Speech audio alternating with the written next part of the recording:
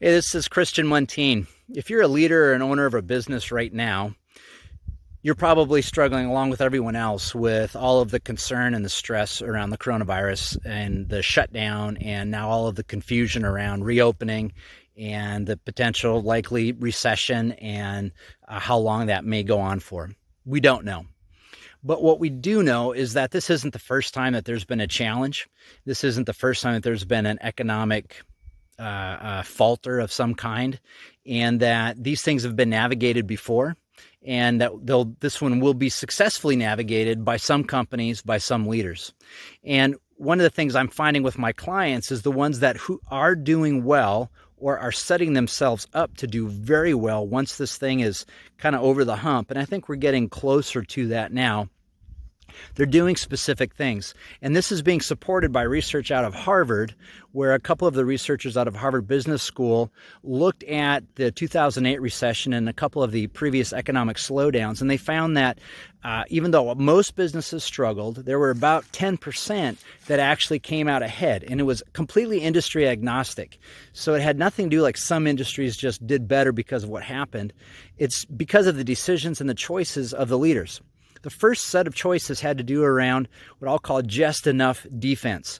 In other words, they didn't just try to hide and hope the whole thing blows past. They also didn't make draconian cuts and lay everybody off and cut all of their contracts off and all of their services and vendors and all of those kinds of things. Instead, they did just enough defense. And that's not always easy to know, but they took the time to try to figure out, how do we keep operating? How do we keep providing value for our customers? How do we keep moving forward but protect ourselves? And typically this is done around operational efficiency. And this is the primary thing that the research out of Harvard found, is that they really focused on making their systems leaner, that they were more specific and targeted in the work that they did, that they were more aligned on their teams. They spent less time in conflict, less time being confused, less time in time-wasting meetings, that kind of stuff. They also tended to hold on to more of their staff. They were less likely, there were layoffs, but they tended to lay off less people.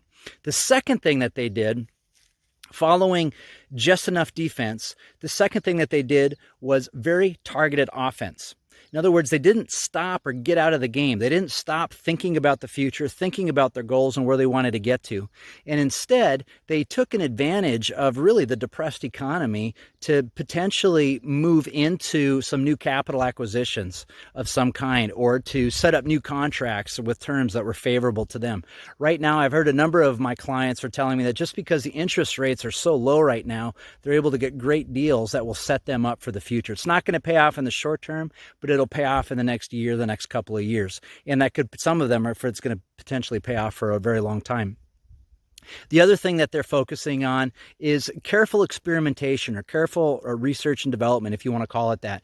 But they're very carefully taking risks and making small experiments to see what will make things work more effectively. The last thing that they're doing is they're looking at marketing. They're trying to stay in front of their customers, and they're staying in front of their audiences, even if they're not making money off of it now. And what's happening is the companies that do those things, the just enough defense and the targeted offense, I'm finding that my clients are coming out ahead. And they went through this period, many of them, where they were really scared a month and a half, 2 months ago, to now feeling very optimistic and very strong about the future.